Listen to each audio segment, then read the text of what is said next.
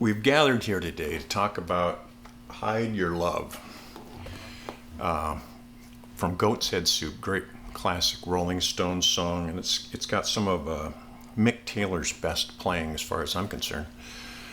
I hadn't heard it in years, and I decided to do a cover of it, so I kind of revisited this song and kind of analyzed what Mick Taylor was doing in this thing. So I'm going to kind of go through the first solo. All of his playing in the song is based on the same sort of style. It's kind of minimalist almost. The whole thing, or at least 99% of it, is right here, the first position, minor pentatonic scale. And most blues players don't even necessarily, they're not scale oriented players, but this one, it's all right there in the minor pentatonic, almost all of it. Start here at the 8th fret.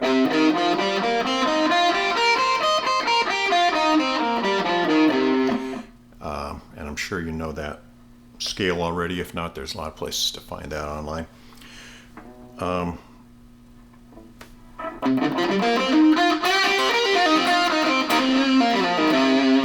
Anything you play in that scale over these chords is going to sound okay. I mean, it's going to sound not wrong.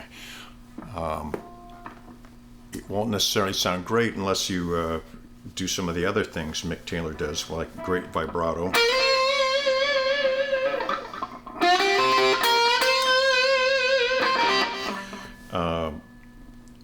Very smooth player, and he gives every note its full value. I really noticed that when I was trying to play some of his licks. They don't sound right if you don't really give every note.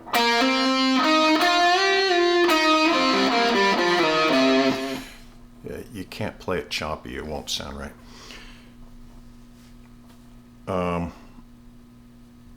One of his signature licks, at least in this song, is this kind of thing.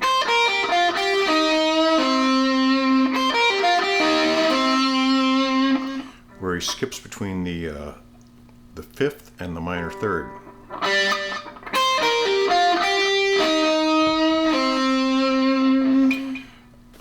It's kind of something you don't hear that many players do. Usually a guy would just come down straight down the scale. Anyway, and usually he will give that minor 3rd a quarter bend, which if you just play it straight without any bend at all, it sounds kind of bland. So he will do it like.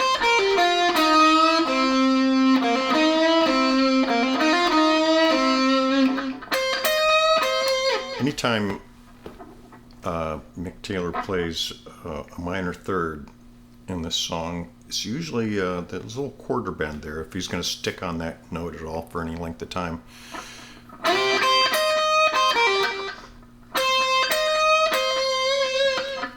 Now a full half step bend would sound like this.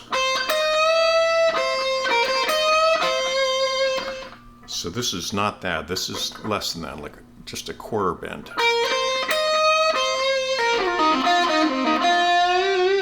It's just a little extra flavoring.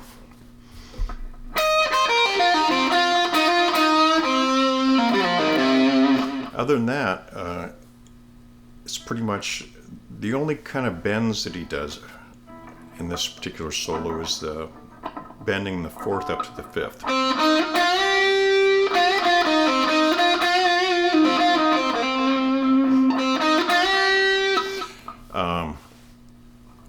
A lot of blues-oriented guys also bend the minor 3rd.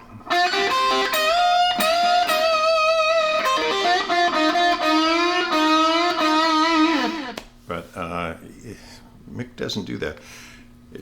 That's why I say it's kind of almost minimalist. He really sticks to basics on this, and if you try to add anything fancier or flashier, it doesn't sound right. It's not going to improve it. It's going to make it worse. At least that's what I discovered. Structure of the song. It's really just a 12-bar blues with one major wrinkle, which is this. A 12-bar blues would be 4 bars on the 1 chord, which in this case would be C.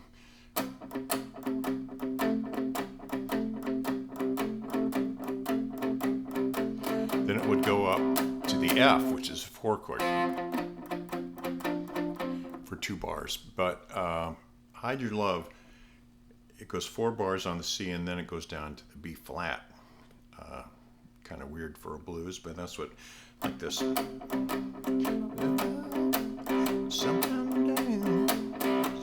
I'm falling down. Then down to the B flat, 2 bars, back to the C, and then the 5 chord G, 4 chord F, and back to the 1 chord, just like a regular blues. So really that B flat is the only unusual part there. And that kind of Jimmy Reed riff is what one guitar is playing. And the other one is going sort of like this. Take the top 4 strings of a C major chord. Here's a C major bar chord. Take the top 4 strings.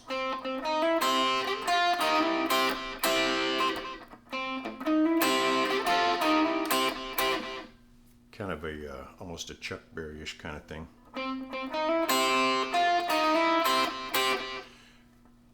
So it's the C note on the 10th fret of the D string. Then you hammer on the 8th fret of the G string, from the minor third to the major third. And then these 2 high strings on the 8th fret, the 8th fret of the B and E string.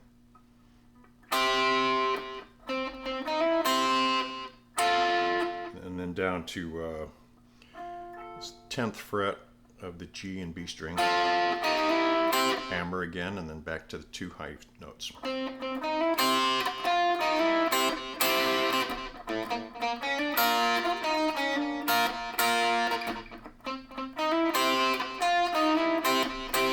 Down to the G, F,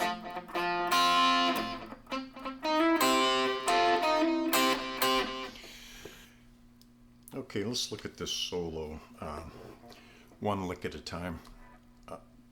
The very first thing is this, just sliding up from the minor 7th to the root.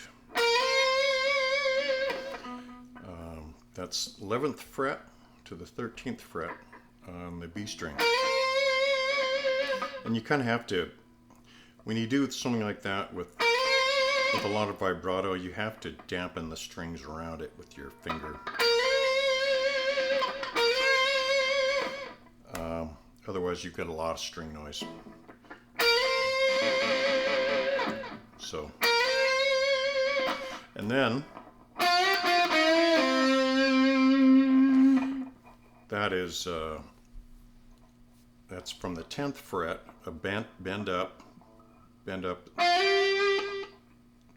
as if you were bending up to the 12th fret. So, 10th fret, bend up,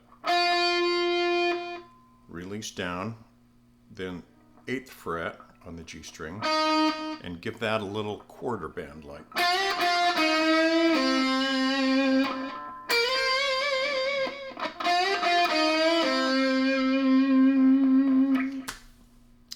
The next thing is this.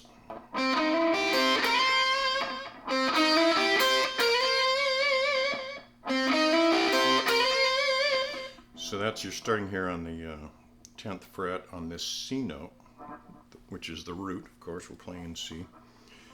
And then you hammer on from the minor third to the major third. And then these 2 notes, the on the 8th fret of the B and E string. And then you slide just like the very first lick from the 13th, or from the 11th fret to the 13th.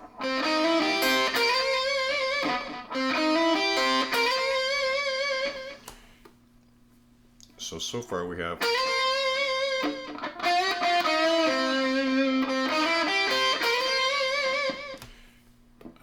next lick is, okay, the second lick is this.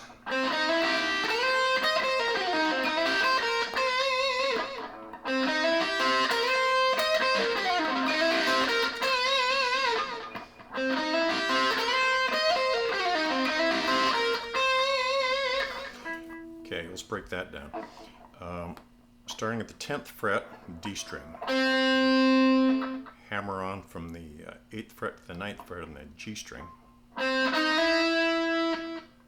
Bar across both the B and the E string on the 8th fret.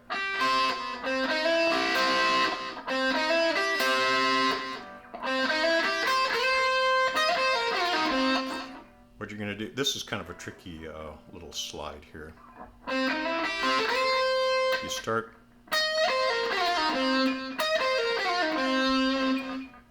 this lick is a quarter bend on the 11th fret of the high E string, down to the 13th fret on the B string.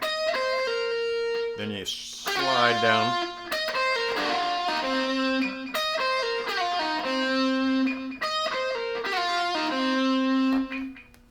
straight down the blues scale, or right down the minor pentatonic, and then hammer that major third again.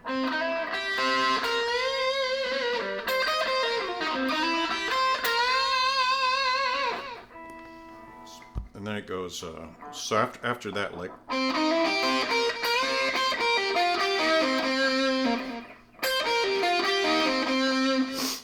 starting with the root note up here,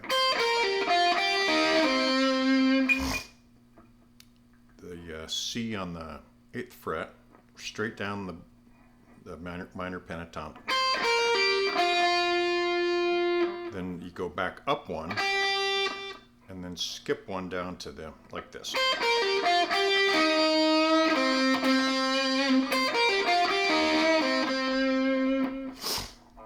And then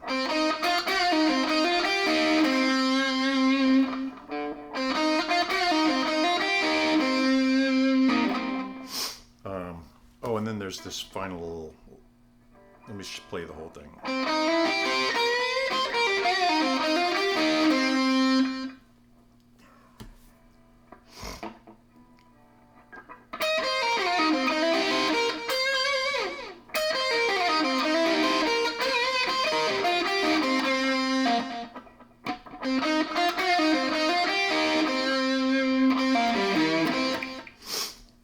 That little thing finishes off that lick. So that is also straight down the minor pentatonic, starting with this C right here on the 10th fret. But when you get to here, you skip down and do a quarter bend on the 11th fret of the low E string.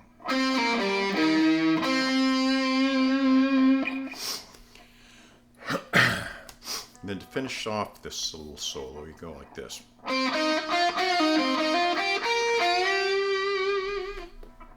And this last lick is like this.